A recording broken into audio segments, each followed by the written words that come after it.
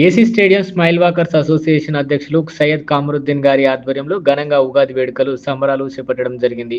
దీనికి గాను ముఖ్య అతిథిగా మాజీ గవర్నర్ ఏకోలు రాఘవరెడ్డి మరియు స్మైల్ వాకర్స్ అసోసియేషన్ సభ్యులు పాల్గొని ఘనంగా ఉగాది వేడుకలు నిర్వహించడం జరిగింది. అనంతరం అధ్యక్షులు సయ్యద్ కామరుద్దీన్ మీడియాతో మాట్లాడారు. 7 మంది తిట్టే వాళ్ళు ఉన్నారు కాబట్టి మిథున రాశి వాళ్ళు ఏ విధంగా అయితే ఆచూర్చి మాట్లాడాలో అదేవిధంగా కర్కాట రాశి వాళ్ళు కూడా ఆచూర్చి మాట్లాడితే మన యొక్క విలువను మనము కాపాడుకున్న వాళ్ళు అవుతాము. తర్వాత వచ్చేసి సింహరాశి. సహజంగా అన్ని 12 ఉండే రాశుల్లో సింహరాశులు పుట్టిన వాడికి ఎటువంటి అడ్డం లేదు, ఎటువంటి భయం లేకుండా ఉంటుంది అంటుంటారు. అవునా? అదేవిధంగా ఇక్కడ సింహరాశిలో పుట్టిన వాళ్ళకి ఆదాయం 5 రూపాయలు, వ్యయం 5 రూపాయలు. అంటే 5 రూపాయలు సంపాదిస్తే 5 రూపాయలు ఖర్చు పెట్టుకుంటాడు, మిగులనేది ఏమి ఉండదు.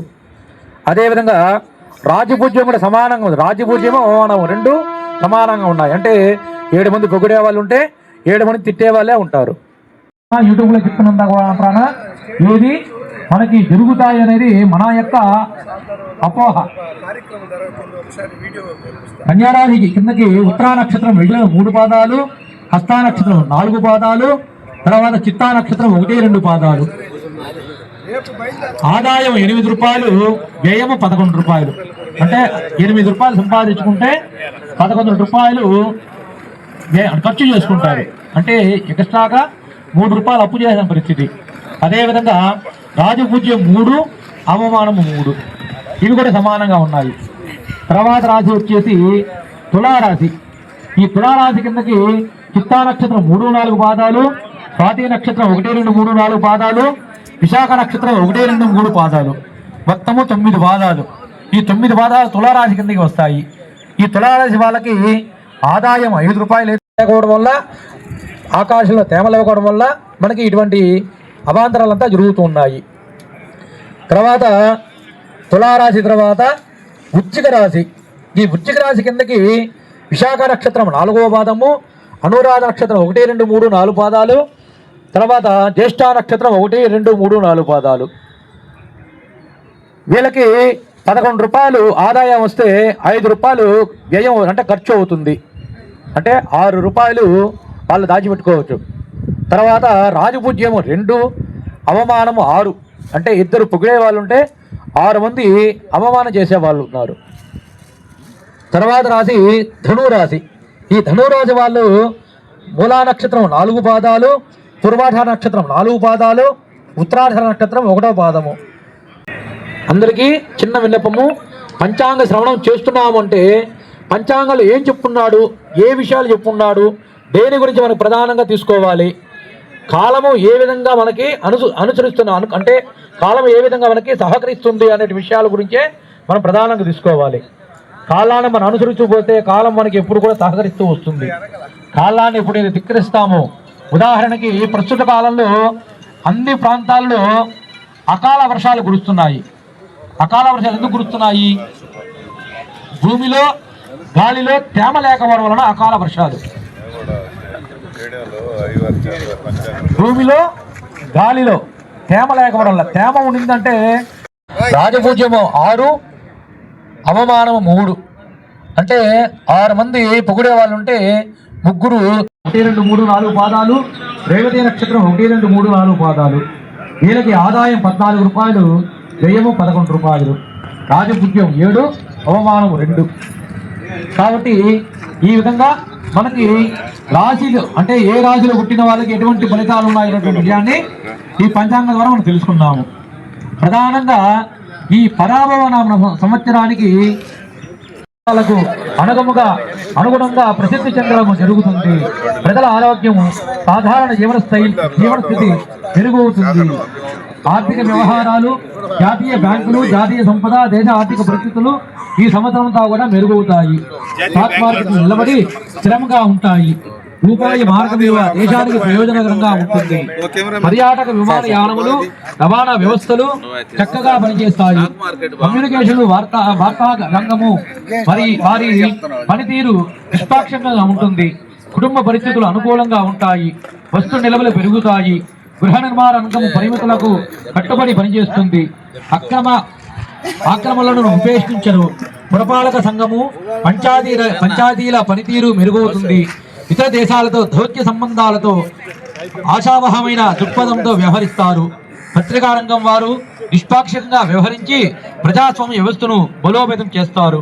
ఇతర దేశాలతో ఒప్పందాలు మన దేశానికి అనుకూలమవుతాయి. విశ్వవిద్యాలయాల్లో సృజనాత్మకతను పెంపొందించుటకు కృషి జరుగుతుంది.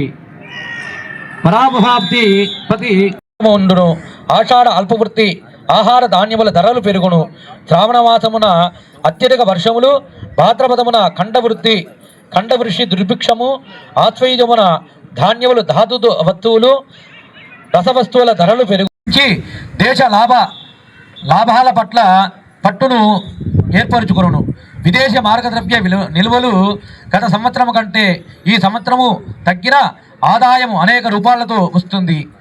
నామక భూపతి సప్తత సంరక్షణ క్రియాదక్షిణ శ్రీకృష్ణో యదుభూషణో సకల దుఃఖధ్వంస దక్షో హరి శ్రీమద్ వెంకట నాయక భగవాన్ ధ్యేయస్తదా యోగిభిః తానాశ్రిత్య చిరం పరాభవ భయం చిత్వా శుభాన్ ప్రాప్నుయుః.